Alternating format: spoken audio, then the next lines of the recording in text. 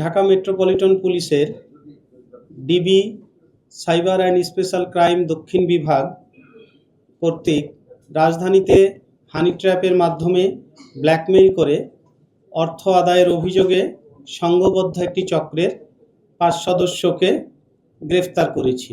একটি বেসরকারি আর্থিক প্রতিষ্ঠানের একজন ঋণ বিতরণকারী কর্মকর্তা 15 এপ্রিল 2026 তারিখে ঋণ সংক্রান্ত কাজে রাজধানীর রামপুরা থানাধীন দক্ষিণ বনশ্রীর একটি মার্কেটে গেলে এক নারীর সাথে সেখানে তার পরিচয় হয়।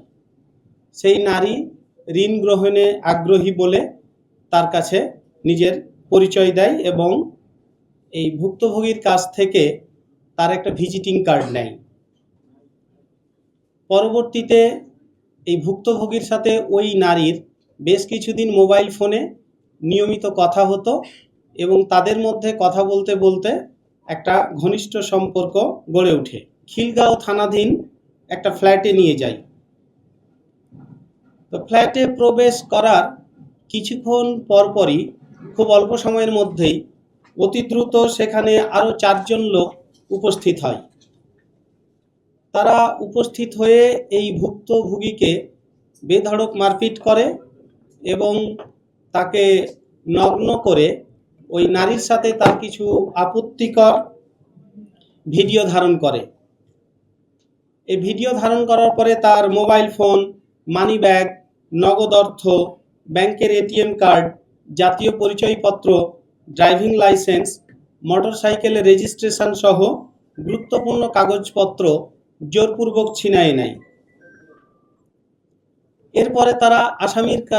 এরপরে আসামিরা ভুক্তভোগীর কাছে 3 লাখ টাকা চাঁদা দাবি করে এবং তার ব্যাংক হিসাব থেকে বিকাশ এবং উপায় অ্যাপ্লিকেশনের মাধ্যমে মোট 1,10,000 টাকা আত্মসাৎ করে।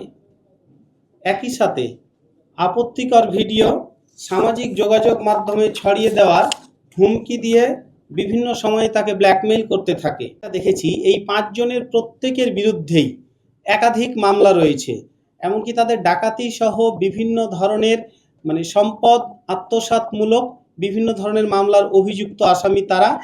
এবং তারা আসলে ঠিক কতদিন ধরে এই কার্যক্রমের সাথে জড়িত আছে এটা এক একজনের ক্ষেত্রে সময়টা এক এক রকম আমাদের মনে হয়েছে। তবে এটা তদন্ত অব্যাহত আছে, এটা পরবর্তীতে আপনাদেরকে আমরা আরো বিস্তারিতভাবে জানাতে পারবো।